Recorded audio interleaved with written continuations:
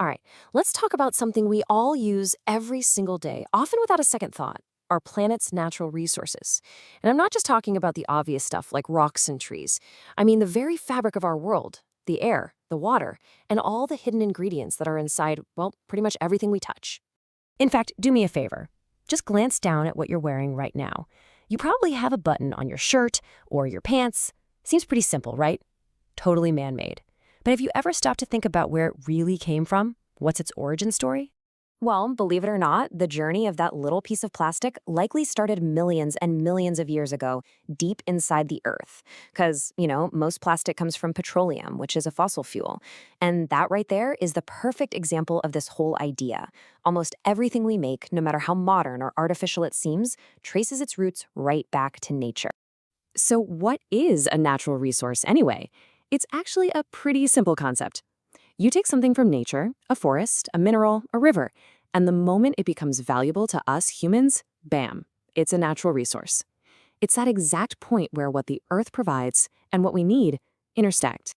Okay, so this is where it gets really important. How we think about and manage these resources, it all comes down to understanding two completely different timelines, and getting this distinction is absolutely crucial. So on one side, you have renewable resources. Think about sunlight, wind, trees. Nature has a system to refill these. But, and this is a huge but, they only stay renewable if we don't mess with nature's rhythm of renewal. On the other side, you've got your non-renewables. We're talking coal, oil, minerals, stuff that took millions of years to form. The supply is limited. Once it's gone, it's pretty much gone for good, at least in any human timescale. And that leads to this really powerful idea. Nature, left to its own devices, has this incredible capacity to heal itself, to renew. It operates on these amazing cycles. The real drama, the central conflict in this whole story, is what happens when our actions get in the way and disturb those very cycles. To really see what that looks like in the real world, let's zoom in on a case study that shows exactly what can happen, the unintended consequences when we push those natural cycles way too far. Back in the 1960s, the state of Punjab in India became the heart of what was called the Green Revolution. By using new farming methods, they accomplished something amazing. They helped India become self-sufficient in food production, feeding millions of people.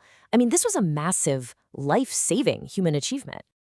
But you knew there was a but coming, right? That incredible success had a flip side, a hidden cost that was slowly building up year after year, just beneath the surface. So how did this happen? Well, it was a chain reaction. First, these new super productive crops were also super thirsty. They needed way more water. So, step 2, farmers started drilling down and pumping up huge amounts of groundwater. And then, the kicker. Step 3, policies like providing free electricity for pumps meant there was no incentive to conserve. People started pumping out water way, way faster than rain could ever hope to refill it. And the results of all that? Today, nearly 80% of Punjab is now classified as over-exploited for groundwater. 80%. We've essentially been withdrawing from nature's savings account much, much faster than she can make deposits. And that's the paradox, isn't it? In the quest for short-term food security, a long-term water crisis was created. It's like we took out a massive loan from the planet, and now the bill is finally coming due. And healing that kind of damage is going to take a whole lot of time and a whole lot of effort.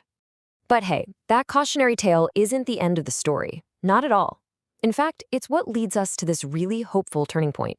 A shift in thinking, moving away from just taking and moving towards a mindset of stewardship.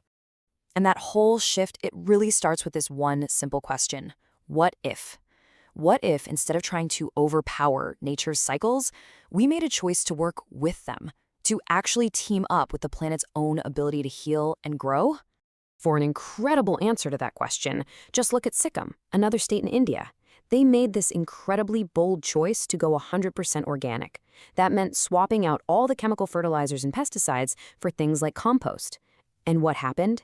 The local biodiversity exploded, the soil got healthier, and get this, farmers' incomes actually went up by an average of 20%. It's an amazing success story that's now a model for the whole world. And that's the really exciting part. This isn't just some isolated, one-off project. This idea of working with nature, it's starting to scale up. It's moving from individual farms to huge international collaborations. I mean, look at the International Solar Alliance. This is huge. It's a coalition led by India and France, bringing together all these sun-rich countries to work together on harnessing solar power. And that leads to massive projects like the Bodla Solar Park, which is this incredible, powerful symbol of the global shift towards clean, renewable energy. Okay, so we've talked about big picture stuff: states, countries, global alliances. But what does it all mean for us, for you and me? Well, this is where we bring it all back home and talk about our role in this cycle.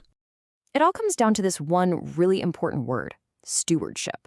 And stewardship is so much more than just, using less stuff. It's an active mindset. It's about having a deep respect for nature and making choices that actually help the planet heal and regenerate. And what's really fascinating to me is that this very modern problem, it actually has answers that are rooted in some very ancient wisdom. This isn't some brand new idea, it's a timeless one that we're just starting to rediscover. For instance, in the ancient Indian text, the Bhagavad Gita, there's this concept called Lokasangraha. It's this beautiful, profound idea that our actions shouldn't just be about our own personal wants and needs. We have to act for the well-being of everyone, for the good of the whole world. It's basically an ancient word for the very modern idea of stewardship. And so that's what it all boils down to: a choice. And it's not a passive one. It's a choice we all make every single day in the things we buy, the way we live, and what we value. So the question I want to leave you with is a simple one. Will you just be a consumer of the planet's resources, or will you choose to be a steward?